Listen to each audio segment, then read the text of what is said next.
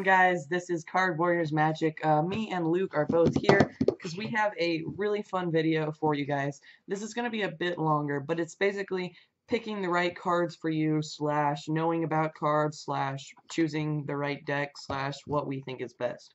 So we're going to be giving you tons of tips on picking cards and what cards are better than others and what cards to use for Magic, stuff like that. Yep. So we have tons of different stuff to share with you, and to start it off with, we're going to be sharing about card finishes. Now in USPCC, United States Playing Card Company. United States Playing Card Company, there are about 2 types of finishes. Yeah, there are only 2, right? Yeah. In other brands, we'll get into those a little later, but these are the 2 standard ones. So you have standard bike, right? Air cushion finish. Air cushion finish. That's the one that, in my opinion, is much better for Magic and flourishing. You can do springs with it. You can Pharaoh it.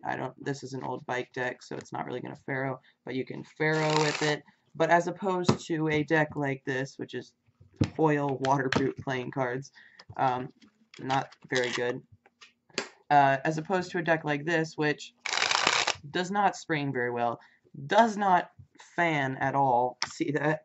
And also does not like Pharaoh at all. So definitely when you're picking a deck for Magic, always go with Air Cushion Finish because it is so much better.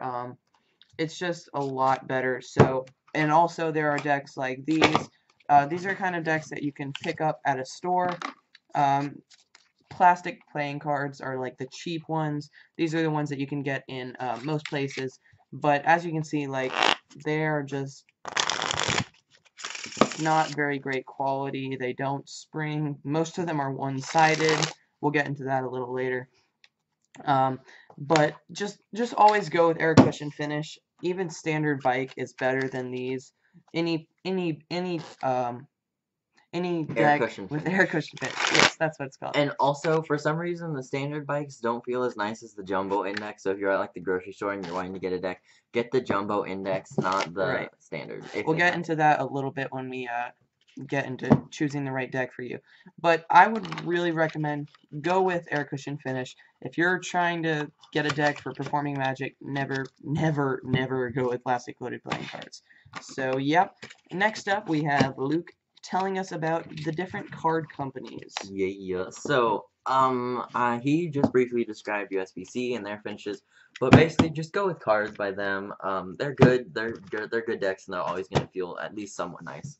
Then we have this is Legends playing cards, and these cards, since USPC actually has a like some sort of copyright claim to the air cushion finish, other companies can't use the air cushion finish, which is like really problematic. So they try to like replicate it. Yeah, and so this one's like diamond finish, and the only difference is like it's not dimpled with circles, it's dimpled with diamonds. So it's like it's really kind of stupid how they try and come up with things like this. But this deck doesn't feel as nice. Like, I'm not gonna insult his deck, but honestly, it doesn't feel very nice compared to, like, you know, the air cushion finish on. Right. It kind of feels similar to plastic coated, guys, in a way. Yeah. And so that is Legends playing cards. I would not get cards from them, but you know, I personally just don't really like their cards. Now next up is Expert playing cards. These cards as well, these ones aren't very nice, and they just have weird feels to them, and I just would stick with USPC for sure. But I mean, this deck, if you get it, you know, it's not going to be 100% terrible. It is, like, kind of a nice deck if you're not too much of a magician. But as a magician who, like, does Magic a lot, I would not recommend this deck for sure. And as a tip, guys, of all the different ones, I would have to say Expert Playing Card Company is the worst. That's just been my experience. Yeah. Alright, so then we have Seasons playing cards. So these cards are actually really nice. I actually really like the Magna Carta deck. And they have a very similar finish to the air cushion, and I'm not actually sure what this finish is. But yeah. I can see. Let's see if I can figure it out. But this deck right here feels very nice. It spreads well, dribbles well, and it does pretty well compared to like the USBC deck. So yeah. Okay. Well, but if you want to get a deck, I'd either go USPC or Seasons playing cards. Yeah, that's just as a tip, when you're picking a Magic deck, go with Seasons or USPCC. Hmm. If there's an off-brand, don't try it out. And next, J-Dog is going to be talking about contrasting colors from the back and front of the So cards. this one is one of the biggest things that you're going to have to deal with when picking Magic. So the Warhorse deck is a bicycle deck. It's actually pretty good quality. It's even better than standard bike for feel-wise. But as you can see, you have this black back with a white front, which I'll explain why this is bad for Magic. Why this is bad is because when you, say, are doing a double lift, or you're trying to conceal two cards as one, stuff like that gets very obvious if there's a split and you can see the contrast. Whereas if you have a deck, I'll pull out a deck that's not like this. If you have a deck with this with white borders, if the cards split just a little bit, it just all looks white. Whereas in this deck, Luke can demonstrate. But also, guys, I It's, want to point out, yeah, if you do like the shake change or something, you're more than likely gonna see a tiny little split down here. And over the camera, it looks fine. But when you're doing like changes and stuff where it has to be back and like back to back, you really don't want this type of deck. But also like with the double lift and stuff, right. you know, you're gonna get that split, which is not very pleasant. Because the contrast on the black and the white really makes it pop out. But I will say, we're not just saying to only go with the deck with white borders and white front because, for instance, this one's completely fine for Magic because it has a black border with a black front, which is completely fine because you don't have that contrast, right? Right. But if you have black versus white or any color really versus another one, I would recommend going with a deck that has the same front and same back color borders. So that's just a tip. It really helps with concealing stuff, sleight of hand, and stuff like that. So next up, Luke is going to be talking about like standard sized decks. So, there are mainly two sizes that at least I know about. There is the standard, you know, just almost all Poker deck. size. Yeah, poker size, that's what it is. And then you have the bridge size deck. Now, both, like, these two are very different in feel. Not just because they have different finishes, but also this one is a different size, so all your sleight of hand is going to be different. Right. And also this size is the most common for the Magic and, you know, poker and that sort of thing. And that deck that he's using right there, it's actually okay if you have smaller hands. If you have smaller hands and you're trying to do something, you can try it out on that deck first It is and get a great for feel for it. palming. That's the one. That's the one upside Right. of using decks like these. But in general, they aren't air cushion finish unless you Right. get them from USPC, which, yeah, and that's, you know, I don't know, I wouldn't recommend practicing sleight of hand with that, because you need to get used to doing this deck. Like, if someone was to hand you a deck, they would hand you this size deck, Right. not that size deck. So, that is card sizing, and next up, J-Dog is going to be talking about borders and backs. Right. So one really quick tip, guys. Decks like these, you'll see decks like this in your average store. You'll see Right. decks like this. These are decks that you'll pick up, and if you see a deck like this, just be very careful about what you choose, because for the majority of the time, decks that are like just random, they're not a brand or anything like this, they're not going to be that great. But if you see a deck that has bicycle on it, you can know that, oh, this is going to be a good deck because it's by bicycle. Yeah. So pretty much all the time, get a deck with bicycle on it. Don't get some off-brand that's not even a real brand, really. But, yeah, and also these cards are just fine for, like, if you're just gonna play Right. cards, but don't ruin a nice tally-ho deck if Right. you're gonna just play So, cards. on to borderless versus bordered. So, here's an example of a borderless deck, and here's an example of a bordered deck. So, what I mean by bordered is you have the distinct back design, and you also have the white border right here. That's very clear cut. But in this Starlight Lunar deck, you can see there's no border. They don't have a design with like a white border. It carries all the way to the edges. Now, this can be useful for some kinds of tricks. Borderless back designs are used in like poker often. And also they look really awesome when you're doing cardistry. Like, Cardistry with this deck looks amazing. Check out like a fan with this one. See how sick that looks. Cardistry looks amazing. When you're doing cardistry, go with decks like these. But when you're doing Magic, go with decks like these, because like I was saying earlier with the contrasting back design, when you have a borderless deck, that's going to be very obvious, that split there, even if the color is pretty much the same, which in this way it's kind of similar, kind of not. Yeah. But I would just go with cardistry. I mean, cardistry looks great with tally hos and stuff like that, but if you're trying to get a cardistry deck, go with borderless.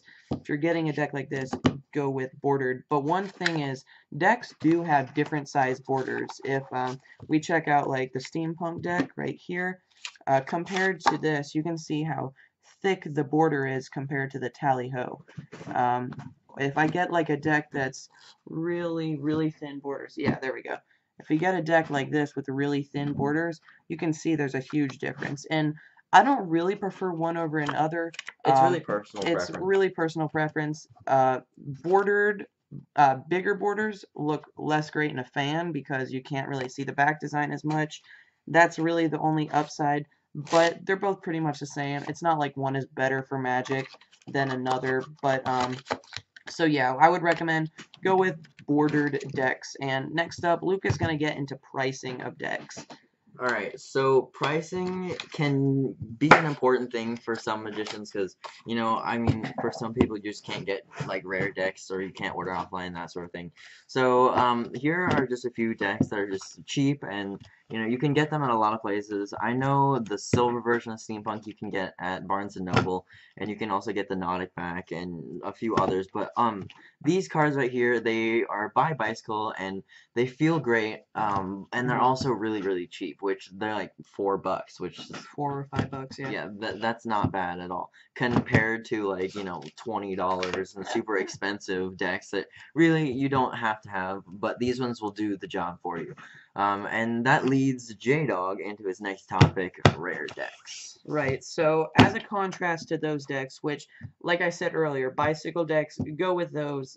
Decks like these that you can pick up in the store, they're really great quality. And like Luke was saying earlier, go with, if you have a preference, if you have a choice between standard and jumbo, go with jumbo. It just feels better. We don't know why. It's just it, weird, it yeah. feels a lot better, to be honest. So rare decks, we have a couple right here, but actually, the Black Mint is kind of rare now, right? Yeah, it's rare. It's rare for actually like rare now. 20 bucks on So let you me have, grab that really quickly. yeah, you have the white gold monarchs right here. This is a rare deck. This is like 25, right?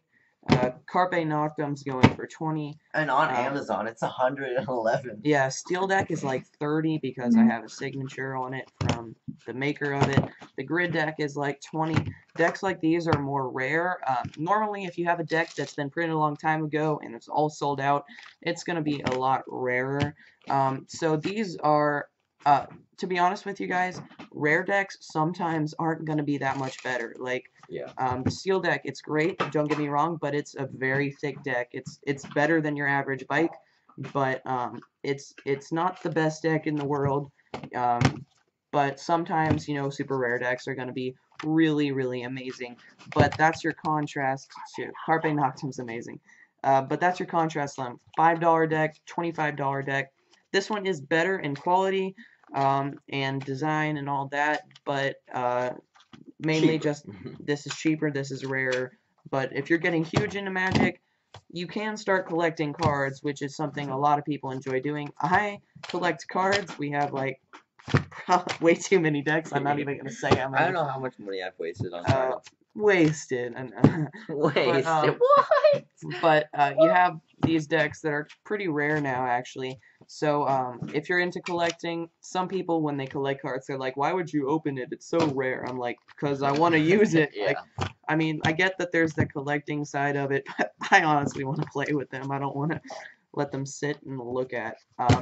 That's not very entertaining. Right. So you have rare decks, and then last of all, we're going to get into well, wasn't there something I said earlier that we were going to get into? The special ending. No, there's not a special ending, but tips for selecting the right deck of cards for you. To be honest with you, you just have to try out which ones you like, and you'll figure it out.